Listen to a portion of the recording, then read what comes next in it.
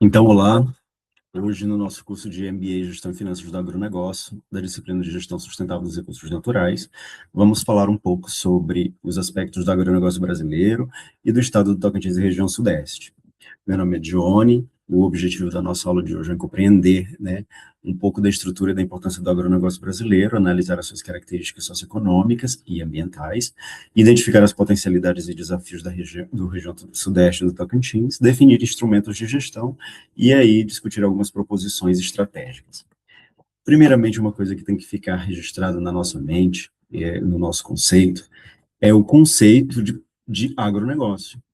As pessoas, de maneira geral, têm uma compreensão muito equivocada do que é o agronegócio, né? O agronegócio é um segmento extremamente amplo, sistêmico e complexo, que envolve uma quantidade de agentes impressionantes, que não dá para restringir ao rural. O agronegócio é mais que isso. O agronegócio, portanto, é um conjunto de atividades econômicas relacionadas à produção, processamento, comercialização de produtos agropecuários. Dentro dessa definição, a gente vai encontrar desde o produtor de alface até o banco. Também são elos da cadeia do agronegócio. A gente precisa entender que gestão sustentável, na verdade, é o uso racional dos recursos naturais, tendo consciência do que é, de quanto que tem e para que serve. Existe o conceito de agroecologia, que é uma ciência extremamente complexa, extremamente necessária, considerando que nós falamos de desenvolvimento sustentável, que é, efetivamente, o processo de transformação da realidade, onde busca-se promover a equidade social, a eficiência econômica e a preservação ambiental. E quando a gente fala de desenvolvimento rural sustentável, nós estamos falando exatamente de buscar práticas onde o meio ambiente, as pessoas e a economia integrem-se e trabalhem juntas de maneira eficiente. Nesse sentido, existe uma evolução, do agronegócio no Brasil. Lá no período colonial, à base da mão de obra escrava, a economia estava baseada em monoculturas e exportação, sobretudo, de cana-de-açúcar. A partir do século XIX vem a expansão da cafeicultura, também, com uma forte utilização de mão de obra escrava. A partir de 1970, a Revolução Verde, se estabelece, com a modernização da agricultura, processos industriais. Em 1990, a abertura de comércio se consolida, o Brasil se torna a potência agrícola mais importante do mundo, e no século XX a gente está buscando aí a sustentabilidade de fato, baseada num tripé: econômico, social e ambiental, porque a sustentabilidade tem essa definição. A estrutura do agronegócio, portanto, hoje, ela está baseada nos fornecedores, nas pessoas que trabalham a venda de insumos, de máquinas e tecnologias, crédito rural, no caso dos bancos. A produção agropecuária, agricultores que trabalham com soja, milho, algodão, fruticultura e etc., também a própria pecuária em si. Bovinocultura, quem trabalha com suínos, aves, ovelhas, e assim vai. A agroindústria, que trabalha no processamento, armazenamento, transformação e valor agregado, e a própria distribuição, quando a gente fala de caminhões, logística, armazém, esse seria um outro elemento do agronegócio que precisa ficar na mente da gente. Ademais, o agronegócio brasileiro, ele representa em números de 2023 e 2024, tá? 27% do PIB nacional, 155 bilhões de dólares. O saldo da balança comercial em 2023, 70 milhões de hectares de área agrícola, 18 milhões de empregos diretos, 320 milhões de toneladas de produção são no último ciclo agrícola, e é o primeiro lugar da exportação mundial de soja, café, açúcar e carne. Então, o nosso agronegócio é bem forte. O tripé da sustentabilidade, portanto, depende de três elementos. O aspecto, ou considera, três aspectos: o social, econômico e o ambiental. Em termos econômicos, evidentemente, nós estamos falando da eficiência produtiva, da rentabilidade, da capacidade de produzir e pagar as contas. O social, nós estamos falando do respeito às pessoas, todo mundo trabalhando junto, no sentido de garantir, de fato, qualidade de vida, gerar emprego, Não é porque que eu ganho mais que eu vou explorar a mão de obra da pessoa. Tanto que nós temos ouvido falar com muita frequência, propriedades onde são flagradas com trabalhos análogos à escravidão. Isso é feio, isso é desnecessário, isso é ilegal, isso é crime. O aspecto ambiental da sustentabilidade leva em consideração a conservação dos recursos naturais, a biodiversidade e redução de impactos. A gente tem que pensar na qualidade do meio ambiente para viver nele, Instrumentos de gestão ambiental aplicáveis ao agronegócio, nós temos diversos. Nós temos um arcabouço jurídico muito grande. A licença ambiental, o EIA-RIMA, cadastro ambiental rural, o programa de regularização ambiental, as certificações e a própria questão da produção mais limpa, que é um sistema de gestão muito legal, onde a gente está preocupado, desde o começo, a não gerar resíduos, a ser mais eficiente no processo, a utilizar as coisas com mais consciência e qualidade e quantidade. Então, a gente está falando da produção mais limpa, a gente pensa dessa forma. É claro, quando a gente fala de instrumentos de gestão, tem um que a gente precisa pensar muito, que é a própria regularização fundiária no Brasil. E no Tocantins, em todos os aspectos que a gente pode imaginar, isso é um gargalo muito grande. A agroecologia, enquanto elemento do agronegócio, e ela tem que ser pensada e vista como ela é uma ciência muito preocupada, inclusive, de forma muito sistêmica, e por isso mesmo ela é complexa. Então, como princípio, a diversificação da produção e a conservação da biodiversidade são elementos básicos da agroecologia. Além disso, valorização dos saberes tradicionais, integração lavoura, pecuária e floresta, e outros sistemas semelhantes. Uso racional de insumos externos e priorização de recursos locais, fortalecimento da agricultura familiar e mercados locais são elementos essenciais do que a gente chama de agroecologia. Isso é importante para a gente pensar de forma sistêmica, tá? Em considerar os três aspectos, social, econômico e ambiental, quando a gente fala de sustentabilidade. Algumas políticas públicas para um agronegócio sustentável podem ser vistas, tais como o Plano ABC, Agricultura de Baixo Carbono, isso é muito legal, e é sustentável, porque o objetivo é reduzir, né, as emissões de gases de efeito de estufa, aumentar a produção dentro da unidade. O PRONAF também é um elemento muito interessante da política pública, o PENAPO, Política Nacional de Agroecologia e Produção, Código Florestal e ICMS Ecológico. São instrumentos muito bons, mas quando você vai no banco pedir um PRONAF, por exemplo, se você está faltando algum documento dentro da sua propriedade que comprove, né, a regularização dela, você já fica impedido de receber esse crédito. Então, uma política pública muito importante quando a gente fala de agronegócio seria a própria regularização fundiária. A gente tem que garantir a propriedade das parcelas para as pessoas. O Tocantins é o estado mais novo da federação, foi criado em 88 e instalado em 89, né? Tem uma área de 277 mil quilômetros, uma população de 1,6 milhão de habitantes, tem 139 municípios e está presente no bioma Cerrado e no bioma Amazônico. Então, é um ambiente muito diverso, porque o Cerrado ocupa 22% do território, aproximadamente de 22 a 23% do território nacional, e é uma biodiversidade enorme. A Amazônia, da mesma forma, tem uma biodiversidade absurda, muito grande. E quando a gente pensa na região de transição Cerrado-Amazônia, onde o Tocantins se encontra, a gente tem que pensar nessas características para garantir um processo produtivo de desenvolvimento muito mais eficiente. A economia do Estado, 28% dela é da agropecuária, então a gente tem um agronegócio muito forte, os outros 45% aqui são serviços, e os destaques setoriais para soja, milho, algodão, arroz, está crescendo bastante, sobretudo ali na região de Formoso, a pecuária bovina, silvicultura, fruticultura, que nós temos o Manuel Alves, nós temos aqui o Projeto São João, né, que são muito fortes, e evidentemente a expansão da piscicultura, também está aumentando substancialmente, e é um segmento produtivo dentro do agronegócio muito interessante, que a gente precisa pensar de forma eficiente e sustentável, sobretudo aqui na região do Lago, né.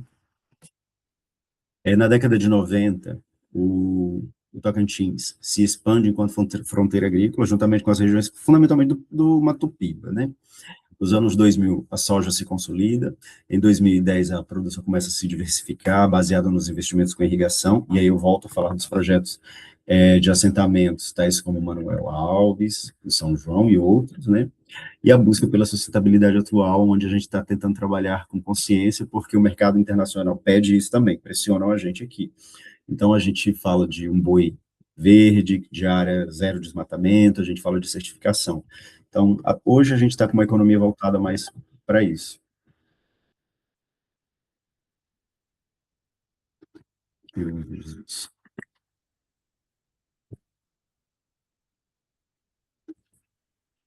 Perdão. Então, nesse sentido, a gente atualmente se encontra numa realidade onde a sustentabilidade ela está sendo promovida tanto pela questão do financiamento, quanto pela capacidade de produção, de exportação dos nossos produtos. Estamos sendo, de certa forma, influenciados a isso. Principais cadeias produtivas do Tocantins, a forte do Tocantins é a pecuária, né? Nós temos aqui os bovinos com 8,5 milhões de cabeça, mas a soja tem uma área de 2,8 milhões de hectares, e nós temos 400 mil hectares de eucalipto, então nós temos uma questão de florestas plantadas muito forte também, né? Que evidencia que a gente é diverso, fundamentalmente. Em termos logísticos, a gente ainda está trabalhando muito para melhorar esse sentido, porque, por exemplo, nós temos apenas a ferrovia Norte-Sul, poderia ter mais, né? Rodovias, nós temos uma muito importante, que é a BR-153, mas também tem a 010 e a TO 070 e 080, são áreas, regiões de escoamento muito boas. Nós temos uma capacidade estática de armazenamento de 5 mil toneladas, o desafio é ampliar isso, mas isso é um desafio no país inteiro. As hidrovias, a gente também precisa saber o que fazer, o que vai fazer com as hidrovias, né? Ou o que vai fazer, se vai fazer hidrovia, porque, por exemplo, muitas pessoas moram aqui na margem do lago e não tem, por exemplo, uma malha para levar as pessoas, e aí a gente ainda é obrigado a fazer trajetos muito longos por estradas, porque não tem transporte hidroviário aqui. Porto de escoamento mais próximo a gente tem Itaqui, Maranhão, Vila do Conde no Pará e Santos em São Paulo, que, a princípio, são favorecidos, ou podem ser mais favorecidos se a gente instalasse mais ferrovias, né, melhorasse a estrutura.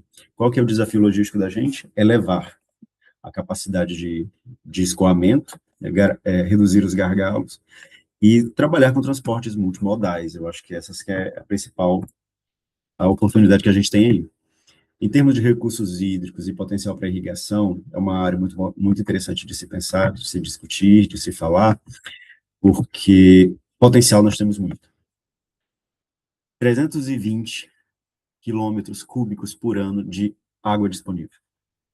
400 mil hectares potencial para agricultura irrigada e 80 mil hectares de área já irrigada. Então, é muito potencial, né? Dá para aproveitar bastante, porque as bacias hidrográficas do Tocantins, Araguaia e São Francisco passam aqui. A gente pode trabalhar pivô, aspersão e gotejamento, desde que isso seja feito com qualidade e raciocínio. Não dá para fazer projetos de irrigação de qualquer forma, né? Temos um potencial muito grande por isso. Aspectos socioambientais do Tocantins relacionados à conservação é que nós temos 22% do território do Tocantins está sob proteção federal, estadual ou municipal. E isso é muito interessante porque nós temos uma quantidade, 400 mil hectares, por exemplo, para produção irrigada. Muito interessante, né? 28% do território está demarcado como terra indígena, a taxa de desmatamento do Cerrado é de 0,8% ao ano, poderia ser zero, tá? Bastasse trabalhar qualidade de solo e recurso natural com eficiência. Pagamento por serviços ambientais, turismo ecológico, bioeconomia, e uma coisa que eu vejo muito é que, por exemplo, apesar de eu ter falado do lago, nós temos uma carência de turismo rural muito grande, que é um potencial absurdo. Trabalhar, visitação,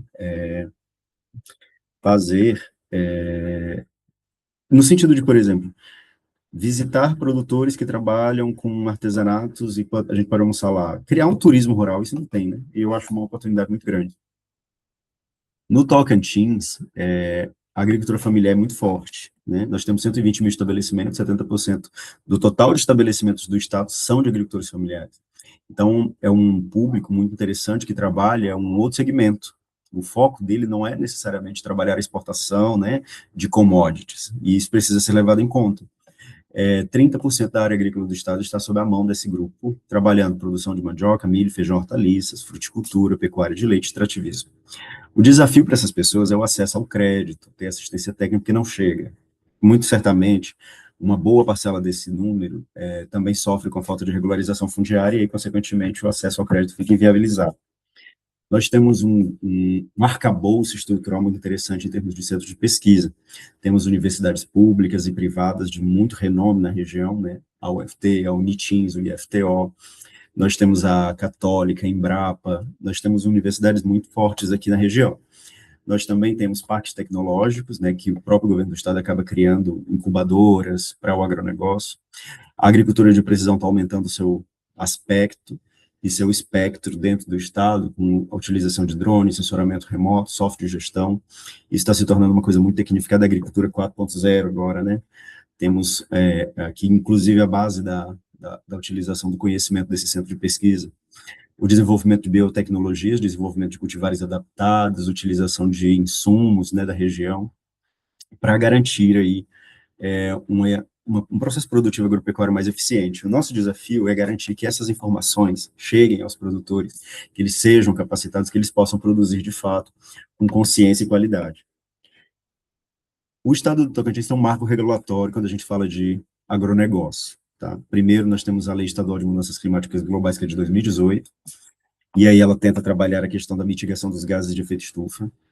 O programa Tocantins Sustentável, que é uma política do Estado, onde busca trabalhar o desenvolvimento rural sustentável de fato, trabalhando cooperativas, produção mais limpa, né? O zoneamento ecológico econômico, instrumento de planejamento territorial, mas a gente tem que pensar no caso não só do uso sustentável do solo, mas da bacia hidrográfica como um todo, e aí cai na lei de recursos hídricos. A gestão de bacia hidrográfica é de um grupo, feita por um grupo que precisa ser conhecido e precisa trabalhar com planejamento.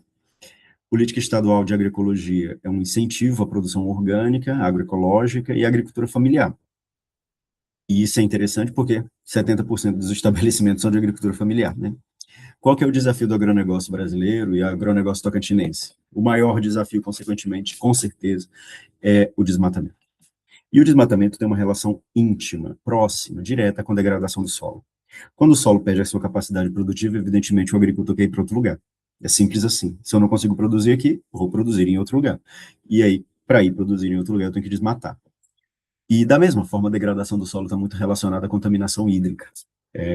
Dentro de uma bacia hidrográfica, quando a gente fala de gestão, se eu não penso na qualidade dos solos, consequentemente, eu também não penso na qualidade da água. E como o ciclo da água passa por dentro do solo, se a água não infiltra, ela escorre. E quando ela escorre, ela leva tudo que pode. Água, fertilizantes, adubos, agrotóxicos, semente, solo, tempo e dinheiro. Então, pensar degradação do solo é uma forma muito interessante de reduzir desmatamento, contaminação de água, emissões de gases de efeito estufa, perda de biodiversidade. Precisamos cuidar do solo, que é o nosso principal recurso produtivo. E aí, evidentemente, reduzir os conflitos fundiários, mas o conflito fundiário está muito mais relacionado à questão da regularização fundiária em si. O acesso à terra, à propriedade, ainda é um elemento muito interessante no país. Oportunidades para sustentabilidade, então, em sistemas de manejo. Tá? Fazer sistema de manejo consciente com eficiência é a nossa grande chave para a salvação, vamos dizer assim, quando a gente fala de mudança climática global, por exemplo, ou super El Niño.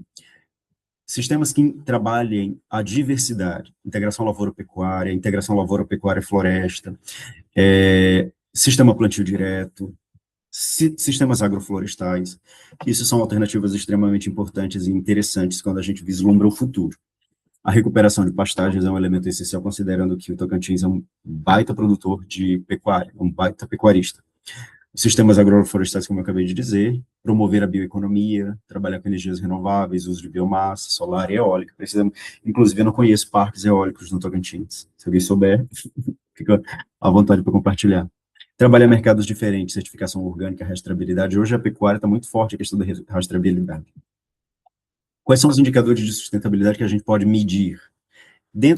Considerando que sustentabilidade tem um tripé, que é o aspecto social, ambiental e econômico, a gente fala de dimensão também, dentro de cada um deles a gente pode pensar indicadores para medir se o sistema, a propriedade, a parcela é eficiente ou não. Cobertura vegetal nativa, emissão de gases de efeito estufa, estoque de carbono, qualidade do solo. Isso na dimensão ambiental. Na dimensão social, geração de emprego, quanto que a família ganha, participação na agricultura, serviços básicos. Na dimensão econômica, evidentemente, a rentabilidade por hectare. Eficiência é o nome disso. Valor agregado do produto.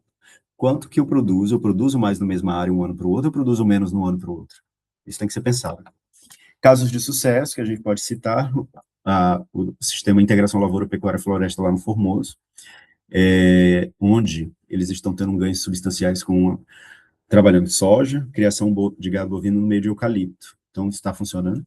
A fruticultura de Pedro Afonso, a cooperativa, ela trabalha muito bem a questão da exportação de frutas, a regularização ambiental de Guaraí, a rastreabilidade de Guaraí, considerando que Araguaína é um polo produtor de gado, né? Então, a rastreabilidade para eles é muito importante, quando eles falam, inclusive, também de exportação. A agroindústria familiar aqui de Dianópolis, que trabalha processamento de castanha.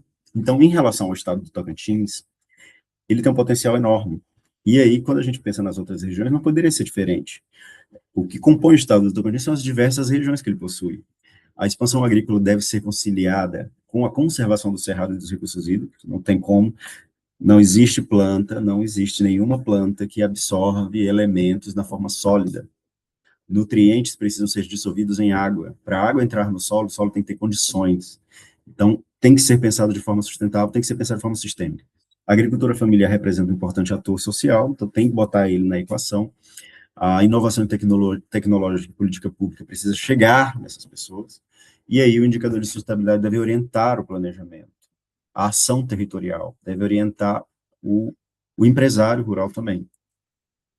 No caso do Sudeste, como eu acabei de comentar, o Tocantins é feito pelas suas diversas regiões. E a região, ela está relacionada, ela é composta, a princípio, por alguns municípios, como de Dianópolis a Rio da Conceição, aí, né? Pugmil, Lagoa da Confusão. É uma área que representa aproximadamente 250 mil pessoas, né? Então, nesse sentido, é uma área grande, com potencial enorme, mas está na transição Cerrado-Amazônia. Então, o extrativismo, a base agropecuária dessa região é muito forte também. Lá, o perfil do produtor está baseado na pecuária extensiva, que é um problema. Eu acredito, Dione, defino, penso e vejo que a pecuária extensiva é um problema, porque simplesmente largar o boi lá e dar o que ele achar para ele comer, está tudo certo. Não, isso está errado. Isso demonstra uma falta de planejamento muito grande, uma falta de gestão muito forte. Então, tem que pensar. E aí, do lado contrário desse tipo de sistema, nós temos com muito sucesso aqui os confinamentos aqui na região. Tem uma empresa que faz confinamento diário e recebe uma quantidade absurda de animais e tem um aproveitamento, uma recirculação do resíduo que fica de forma muito eficiente. Então, pecuária extensiva não significa, não é sinônimo de qualidade, mas é um problema que precisa ser pensado, é um sistema que precisa ser visto. A agricultura de subsistência precisa ser pensada no sentido de melhorar a sua qualidade produtiva, capacidade produtiva, porque tem que ter mais que mandioca, milho e feijão. Apesar de ser base, né, os pequenos produtores podem e devem e precisam trabalhar de mais outras formas. O extrativismo é uma coisa muito forte na região, sobretudo com coleta de piqui, buriti, castanhas e óleos. Eu acabei de visitar uma comunidade rural aqui próxima, que trabalha com baru.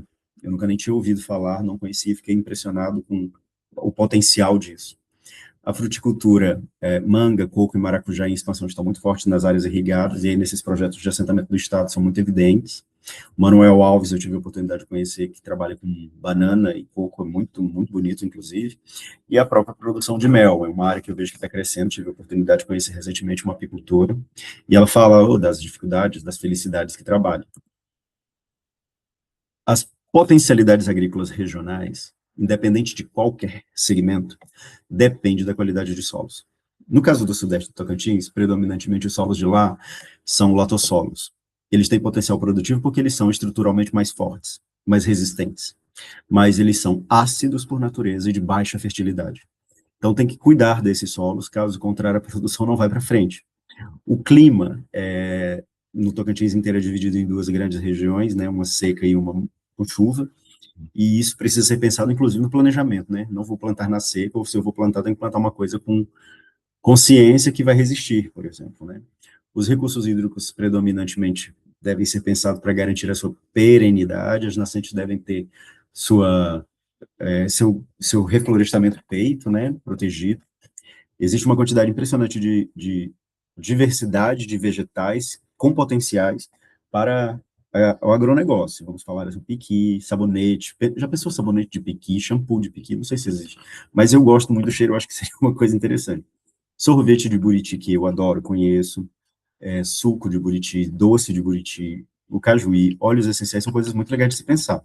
Inclusive, fiquei sabendo recentemente que o óleo de piqui, se eu não me engano, ou é o de buriti, agora eu fiquei na dúvida, que é bom para queimaduras. O pessoal diz que ajuda bastante. Então, respeitar o conhecimento, esse conhecimento tradicional, tem que ser pensado, né? Quais são os desafios? Acesso ao mercado. Todo mundo que planta, que produz porque quer vender. Se quer vender em algum lugar. E esse lugar tem que ser acessível, tem que chegar lá, tem que ter estrada, tem que ter assistência técnica para abastecer o mercado, né? Nós temos uma dificuldade muito grande ainda de assistência técnica no Brasil, na região sudeste e no Tocantins como um todo. Conheço várias regiões aqui, de pequenos municípios, onde a assistência técnica nunca chegou. Então, o crédito rural também não chega, a estrutura viária também não chega, as vicinais são muito mal feitas, existe um conflito por terra muito grande, é gente tomando terra de gente, botando gente que vivia ali antigo para fora, é assassinato, é briga entre sem terra e com terra, como assim, né? Esses são os nossos desafios, porque tudo isso está baseado na utilização de recursos naturais. Isso só acontece por causa disso, solo e água.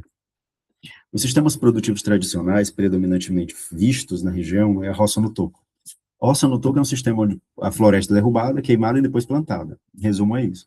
Mas o uso desse sistema por pequenos produtores é prejudicial, porque eu vou exaurir a capacidade do solo de produzir. E vai exaurir por causa do uso sucessivo de fogo, principalmente. Mas eles não sabem disso. Quem sabe disso somos nós que estamos estudando, e a gente precisa levar, precisa conversar, precisa conhecer, apresentar alternativas para que esse tipo de situação não aconteça. Os quintais produtivos constituem-se uma alternativa muito legal de produção, porque imagina você colher o seu tomate, seu cheiro verde, sua cebolinha, seu jiló, seu quiabo de dentro do seu próprio quintal. Isso seria muito legal. A gente fala sobre segurança alimentar quando a gente fala de quintais produtivos. E eu tenho aqui na minha casa, por exemplo, um meu agroquintal. Eu planto abóbora, melancia, algumas hortaliças, eu planto quiabo, eu planto cheiro verde, e eu gosto muito disso. Eu acho que incentiva muito. As agroflorestas são sistemas produtivos muito diversos, muito complexos, mas que, de certa forma, funcionam dentro das pequenas propriedades e ajuda bastante. Tem uma proposta, se eu não me engano, é Marianópolis, um proprietário lá está fazendo um grande sistema agroflorestal para incentivar o turismo rural, e parece que está dando muito certo. Tecnologias aplicáveis para a região da gente, né? Utilização de cisternas, barragens. As barragens são coisas que deviam ser divulgadas com muita mais ênfase dentro das propriedades rurais para garantir que a água fique na propriedade. A água ela tem que infiltrar, ela tem que entrar. A água da chuva não pode escorrer e ir embora. A água ela tem que escorrer e tem que escorrer na parcela e ficar na parcela. Ela não pode descer para dentro do rio, porque se ela desce para dentro do rio, que eu crio problema. O que eu quero dizer com isso? É que se a água não infiltra, ela escorre. E quando ela escorre, ela leva tudo que puder. Solo, semente, adubo, agrotóxico, tudo. Eu perco tempo e energia. Então, tem que se pensar nisso. Trabalhar com composteiras e biodigestores é uma coisa muito legal de se pensar, mas essa tecnologia está muito bonita no papel, muitas pessoas não sabem nem o que é ainda, isso é triste. A energia solar fotovoltaica, eu vejo que está aumentando, eu conheço pessoas próximas de mim que estão trabalhando, inclusive, na aquisição de terras para fazer instalação de fazendas solares. Então, também tem aumentado. E aí, evidentemente, o trabalho artesanal é uma coisa muito bonita, porque valoriza a cultura. O Brasil não, o ser humano perde a identidade quando ele desconhece as características dele. Então, é muito fácil de dizer assim, eu sou do Tocantins, porque eu conheço o piqui, porque eu conheço o artesanato, porque eu conheço a história, porque eu conheço o que é Buriti, porque eu tenho uma identidade com aquilo ali. Quando eu não conheço a minha origem, não conheço a minha história, eu não tenho identidade. Então, valorizar isso também é valorizar a cultura local. Dentro da cadeia produtiva, com um potencial muito forte dentro do Estado, eu vejo que o piqui é uma coisa muito, muito interessante. O que dá para fazer, além de só colher o piqui? Né? Tirar polpa, óleo. Será que dá para fazer sabonete? Será que dá para fazer shampoo? Será que dá para fazer biodiesel? São coisas com potenciais muito grandes, são perguntas, né, que a gente precisa pensar. A sapucaia, que o pessoal chama de castanha também, né, coleta sustentável, beneficiamento local, mercados especializados de exportação, mas só tem ela. Deve ter outras por aí, é tanto que o pessoal está fazendo um uso muito forte do baru, que me chamou muita atenção. Mel e produtos apícolas, fruticultura, pecuária sustentável são elementos que a gente pode trabalhar na melhoria e valorizar o que deve ser valorizado. Só que aí, quando a gente fala de recursos naturais, a produção agropecuária depende de água. Não existe nenhuma planta que absorve os elementos na forma sólida. Não existe. Então, para ter produção agropecuária, tem que ter solo e tem que ter água. E, no caso, a disponibilidade hídrica na nossa região do Cerrado, ela é restrita a duas parcelas do ano. Tem um período que tem chuva, um período que não tem. E isso precisa ser pensado de forma estratégica para garantir, inclusive, a própria produção. Nós temos que trabalhar com alguns mecanismos de outorga, porque a Lei de Recursos Hídricos no Brasil diz o seguinte: a água é um recurso público, é um bem público de uso comum. A água não é de ninguém. Não é porque ela infiltra, porque passa um rio na propriedade da pessoa, que a água é dela. A água é de todo mundo. A água que os dinossauros, Aristóteles, Jesus Cristo bebeu é a mesma que nós estamos bebendo. É a mesma que nós estamos vendo correr por aí. Então, essa água ela precisa ser usada com qualidade e consciência. Recuperação de nascentes, de mata ciliar, fazer terraço, reflorestamento de nascentes, com espécies nativas, são coisas muito legais. Mas uma pergunta sobre reflorestamento que eu gostaria de fazer é: quantos viveiros vocês conhecem que são capazes de fornecer mudas para 2.000 hectares de plantas? Para 2.000 hectares. Né? Nós temos uma carência muito grande de viveiros, né? Em relação à conservação da biodiversidade e serviços, o piqui é um fruto que eu acho que representa o Estado, ou representa o Cerrado como um todo. Mas daí nós temos o barbatimão, nós ainda temos o buriti, que trabalham com outros organismos, tipo abelhas, polinizadores, que podem ajudar no controle biológico, ciclagem de nutrientes. Então, a floresta, né, os serviços ecossistêmicos, eles são muito mais diversos. Qual que é a estratégia? Para garantir a eficiência disso, é criar corredores ecológicos, fazer reserva legal, pagar por serviços ambientais, né? E, fundamentalmente, todo mundo planta porque quer ganhar dinheiro. Tenho falado e falo isso com muita ênfase. Inclusive, mas ninguém planta porque acha bonito. Uma muda de rosa do deserto custa relativamente caro. Então, plantar porque acha bonito também dá dinheiro. A gente precisa fazer com que o nosso produtor acesse os mercados locais, que ele consiga chegar a quem quer comprar. E aí, políticas públicas para isso, nós temos o programa de aquisição de alimentos, alimentação escolar, né, que ajudam ou incentivam isso. Mas isso também precisa ser divulgado com mais força. Os mercados regionais, centrais de abastecimento, inclusive, eu não conheço o Ceasa do Tocantins. Não sei se tem Ceasa em Palmas, ainda não percebi isso. Mas os nossos supermercados precisam ter abastecimento local. Imagina você comprar um tomate aqui no supermercado do centro da cidade, que o tomate vem de Goiânia, porque não tem ninguém produzindo tomate aqui. O morango que vem lá do Rio Grande do Sul, porque ninguém produz morango por aqui. Então, nós temos que começar a potencializar e respeitar, né, essa distância, porque é caro, fica caro, né. O mercado diferenciado trabalhar com produtos certificados, comércio justo, indicação geográfica de selo, queijo canastra, por exemplo, é uma evidência muito importante de um selo de origem, né. Trabalhar com cooperativas, associações, marketing, redes solidárias é uma forma de garantir o acesso a quem quer comprar e quem quer vender. Política pública para a nossa região sudeste do estado, estão muito relacionadas às próprias políticas que já existem, né? Aquisição de alimentos, PENAI, assistência técnica, crédito rural e infraestrutura. Se não tiver isso, não tem como ir para frente. Não é a política pública tem que chegar nas diversas regiões do estado. Além disso, da mesma forma, trabalhar com pesquisa, validação de tecnologias, intercâmbios de experiência, visitar, fazer dias de campo, isso é uma coisa muito legal de se fazer. Educação do campo, as escolas precisam garantir, escolas rurais, escolas agrícolas precisam ser mais disseminadas. Eu conheço pouquíssimas escolas, mas eu acredito muito fortemente no potencial de revolução que elas conseguem fazer, de transformação da comunidade ali. Quais são os indicadores de monitoramento regional que podem ser utilizados para verificar se a sustentabilidade está sendo feita, ou se ela está sendo pelo menos pensada, né? É trabalhar na quantificação de áreas sob sistemas, tipo, quantos hectares estão sob SAF? Quantos hectares estão sob plantio direto? Quantos hectares estão sob integração lavoura-pecuária? Isso é um monitoramento, né? Ou outra coisa, quantos produtores estão trabalhando com agricultura orgânica? Então, isso são indicadores. Aqui, quem podia fazer levantamento desses dados? O IBGE, a Secretaria de Agricultura, órgãos ambientais, enfim, um monte de gente, de atores, associações também podem fazer isso, né? Mas nós precisamos começar a levantar essas informações. Caso contrário, se a gente não pensar em sustentabilidade de fato, nós temos alguns cenários bem interessantes de serem pensados.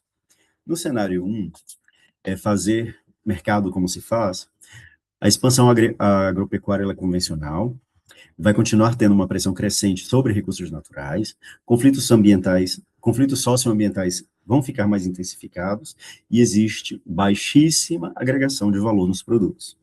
Não, eu tenho certeza que ninguém quer isso.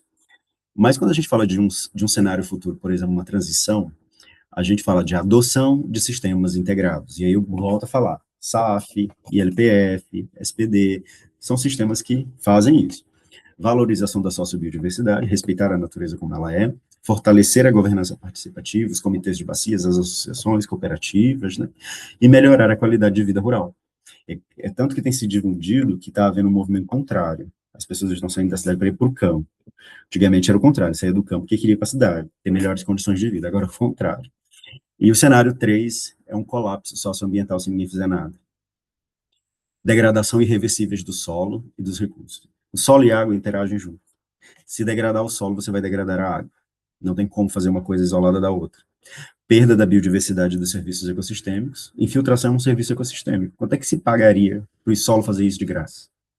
E aí, consequentemente, o êxodo vai aumentar, as comunidades se tornarão mais pobres, as cidades se tornarão mais cheias e problemas acontecerão. Conflitos por recursos escassos, evidentemente. Então, quando a gente fala da região sudeste, os problemas não são tão distintos do que a gente falaria de outras, né? Ela apresenta potencialidades? Apresenta. A agricultura familiar precisa ser respeitada, valor precisa. Técnica precisa chegar lá? Precisa. Então, os sistemas produtivos tradicionais podem ser aprimorados com tecnologias sociais. Então, a assistência técnica precisa chegar. A gestão participativa dos recursos naturais é fundamental para conciliar a produção. Tem que botar todo mundo para conversar. Políticas públicas devem ser articuladas e investimentos devem ser realizados, sobretudo em infraestrutura. Não faz sentido produzir e não ter como escoar. Não faz. E aí a gente tem, nós que trabalhamos com gestão pública, que trabalhamos com universidade, centro de pesquisa, que trabalhamos com assistência técnica, né? A gente precisa começar a monitorar essas coisas para dar um feedback no futuro. Em termos de escala, a gente pode fazer algumas articulações. As políticas macroeconômicas, marco regulatório, financiamento, pesquisa e acordos internacionais existem aí para fazer a gente trabalhar. No Estado, a gente tem o zoneamento.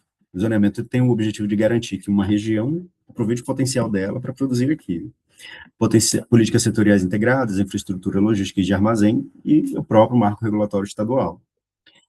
Por fim, em termos de nível regional, os arranjos produtivos locais, tipo o Mato Piba, né, é o Mato Piba, ele acaba entrando num arranjo desses. A gestão participativa de recursos, comercialização coletiva e projeto de desenvolvimento integrado.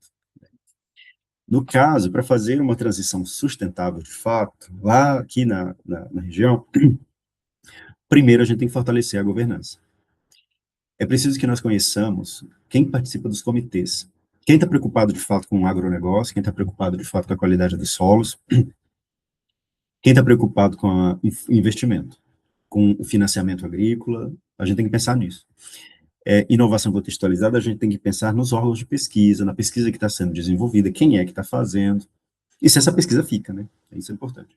Investimento em captação, as pessoas precisam de formação técnica.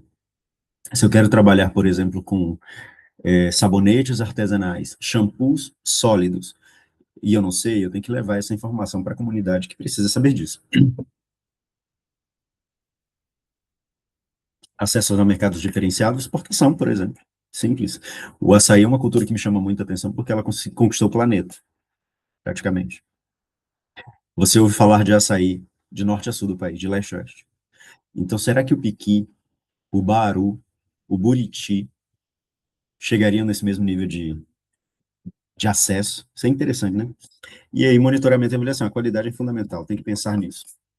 Qual que é o papel dos diferentes atores dentro de uma transição sustentável? O governo, sociedade civil, academia e setor privado. A gente tem que integrar essas pessoas, a gente tem que sentar na mesa e conversar. O governo para viabilizar a política pública, o setor privado para garantir o desenvolvimento sustentável de tecnologias, a sociedade civil no trabalho de implementação e a academia criando pesquisa. Então, se a gente não conversa, a gente não vai para frente, né? Dentro dos instrumentos econômicos para a sustentabilidade ou para a transição, eu gosto muito da questão do crédito rural verde, né?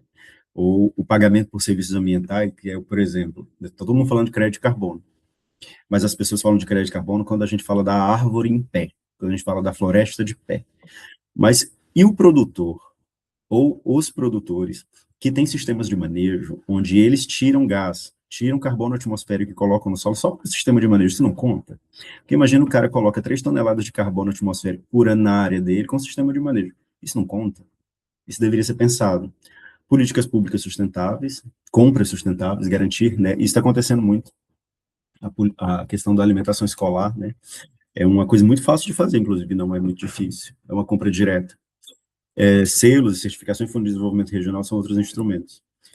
Educação e comunicação para a sustentabilidade, é importante que a gente comece a treinar ensinar, difundir conhecimento a respeito de solo, de água, de manejo, de comercialização de cadeia produtiva dentro da zona rural, para organizar a produção tentar organizar minimamente a produção dessas pessoas, para que elas tenham melhor qualidade de vida.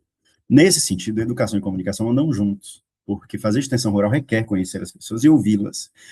Isso, inclusive, fala de estratégia. É estratégico valorizar o conhecimento das pessoas no sentido de promover uma mudança. Mídias comunitárias, aí eu entro numa situação muito interessante. As rádios estão desaparecendo. Não vejo mais rádios comunitárias como se via na década de 90. Não vejo mais. O que a gente vê agora são um aumento das redes sociais, uso de aplicativos, isso sim. E aí, diálogo de saberes, integração sistemática entre conhecimento científico e conhecimento tradicional. Por isso que a extensão é um elemento muito interessante de ser falado, de ser discutido, porque ela requer a capacidade comunicativa de falar, mas também de ouvir.